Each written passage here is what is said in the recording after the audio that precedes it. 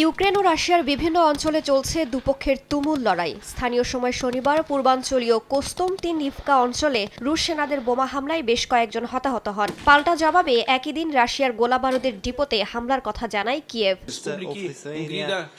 শনিবার ইউক্রেনের ৩৩তম স্বাধীনতা দিবসে দেশটির প্রেসিডেন্ট ভলোদিমির জেলেনস্কি বলেন, রাশিয়া চেয়েছিল ইউক্রেনকে ধ্বংস করতে, অথচ যুদ্ধ এখন রাশিয়ায় ফিরেছে। এক ভিডিও বার্তায় ভ্লাদিমির পুতিনকে অসুস্থ লোক বলে কটাক্ষ করেন ইউক্রেনের প্রেসিডেন্ট। বলেন, পুতিন পারমাণবিক যুদ্ধের কথা বলে সবাইকে ভয় দেখিয়ে আসছেন, তবে রাশিয়া এবার ভালোভাবেই বুঝতে পারবে প্রতিশোধ আসলে কাকে বলে। কূটনৈতিক কৌশল অবলম্বন করে যুদ্ধবন্ধের সব ধরনের চেষ্টা আমরা করব, কিন্তু যদি আমরা ব্যর্থ হই বা বন্ধু দেশগুলো পুতিনের আগ্রাসন ও একজন অপরাধী হিসেবে তার বিরুদ্ধে রুখে না দাঁড়ায়, তাহলে আমাদের সেনাবাহিনী নিজ ভূখণ্ড থেকে পুতিন বাহিনীকে হঠাতে যা কিছু করণীয় তার সবই করবে।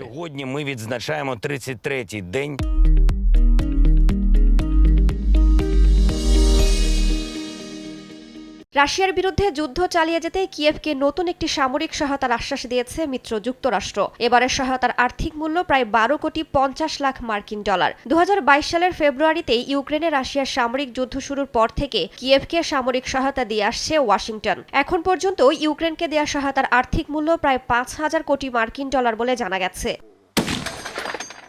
এর আগে ইউক্রেনের জন্য যুক্তরাষ্ট্রের সরবরাহ করা সামরিক সহায়তা প্যাকেজ হাতে পাওয়ার পর চলতি মাস থেকেই হামলার গতি বাড়ায় ইউক্রেন। রাশিয়ার পশ্চিমাঞ্চলীয় কুরস্ক অঞ্চল আক্রমণ করে জেলেনস্কি বাহিনী। একই সঙ্গে রাশিয়ার ঘরে ঢুকে রুশ বাহিনীর ওপরই আঘাত হানে ইউক্রেনের সেনারা। এদিকে কুরস্ক অঞ্চলে কিয়েভের হামলা শুরুর পর প্রথমবার যুদ্ধবন্দী বিনিময় করেছে মস্কো কিয়েভ। সংযুক্ত আরব আমিরাতের মধ্যস্থতায় মোট 230 জন যুদ্ধবন্দী বিনিময় করা হয়েছে। রাইসা জান্নাত, সময় সংবাদ।